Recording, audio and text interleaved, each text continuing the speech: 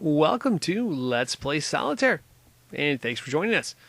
Today we will be playing a random game, hopefully a challenging one. It will not be edited, and I will try my best to explain what I'm thinking and try to show you some strategies and tactics to improve your odds of solving these things. And of course, if you want additional tips to this, you can always check out some of these other videos I have here. Solitaire Complete Light Tip Guide would be my first choice. Let's go ahead and get started here. First things first, I like to go for the columns. Then this thing right here called the draw pile. I'm trying to point the little arrow toward that. That's the draw pile. There's, a bunch of cards here. If there's an early card I can move, I save it for insurance. If there's not, well, there's not. But we're going to go with these cards first. Let's start with the columns. Going to move the queen.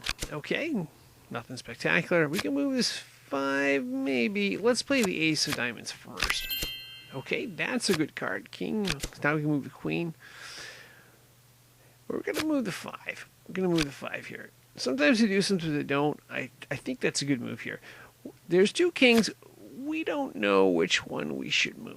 We really don't. But we're going to try one and then undo. And we'll probably keep a move if it opens up one of these columns. If it doesn't open up a column all the way, we're going to table the decision till later. So the 3 can go here with this one, 2 of diamonds up top. So that we're going to keep that move.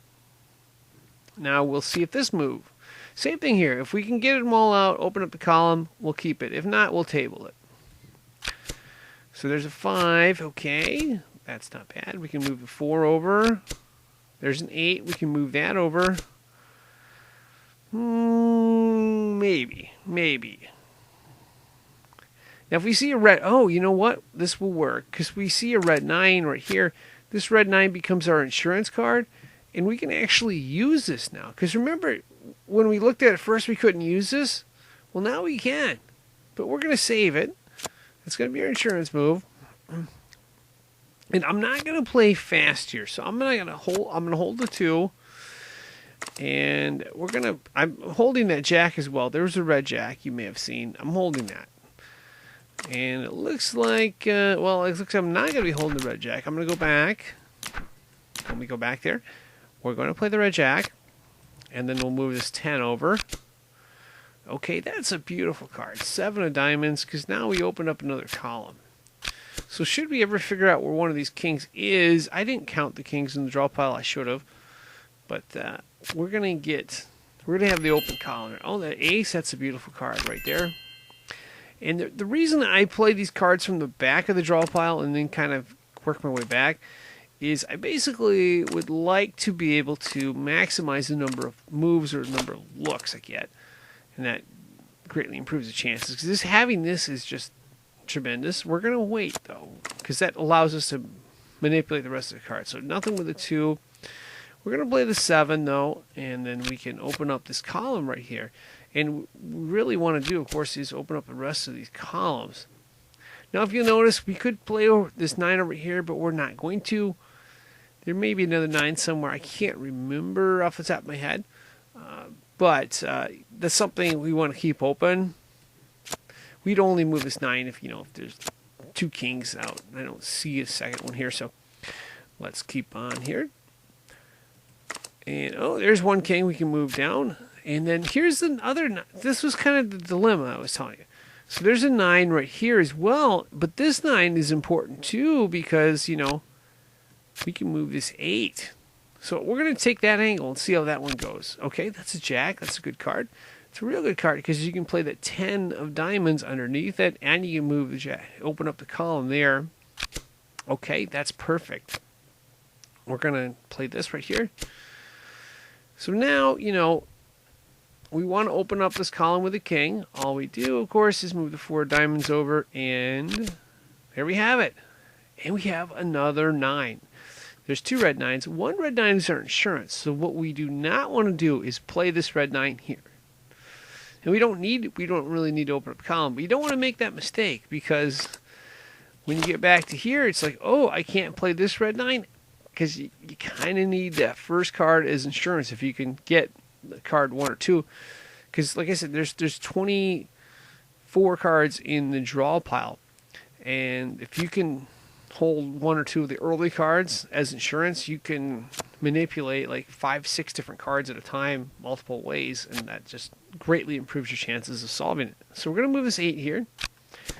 And we got the queen. I think, yeah, we're pretty much going to have this solved here. It's just a matter of figuring out the rest of it here. We're going to play conservative. We're going to play from the back side of the draw pile, though. So we're only going to play the cards at the end. Ooh, we need to get the ace is in the front, right? So we're going to play that. And then we're going to play, yeah, we're going to need to get that ace out pretty soon.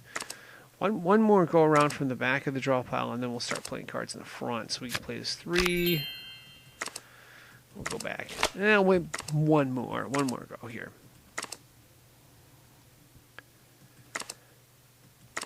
Okay, I've had my look here.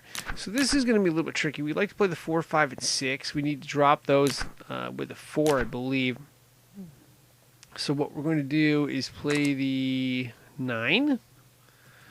We're only going to play the 9 here. We're not going to play the ace yet.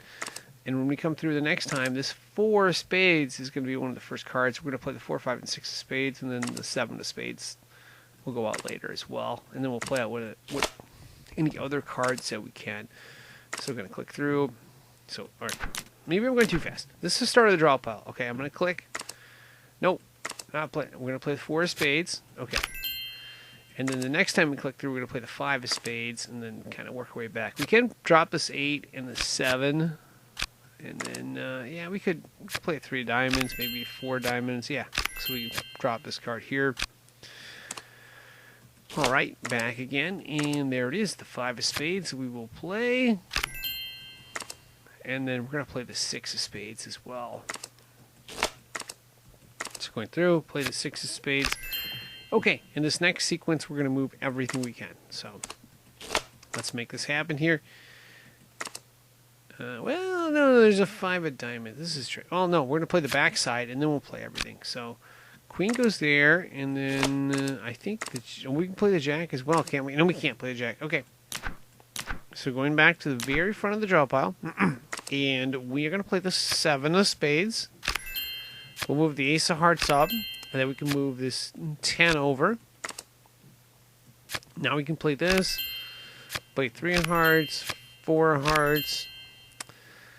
And let's see, 4 of clubs, 5 of hearts, 6 of hearts.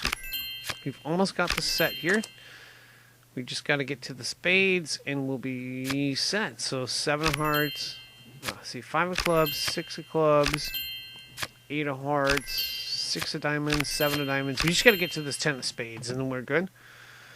So 7 of clubs, 8 of clubs, 9 of clubs. Let's do diamonds next. And now we can do spades, and we're up there.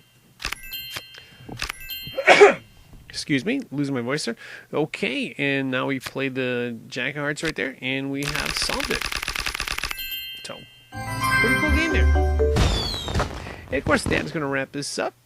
I would like to thank you for watching and wish you good luck, and I am signing out.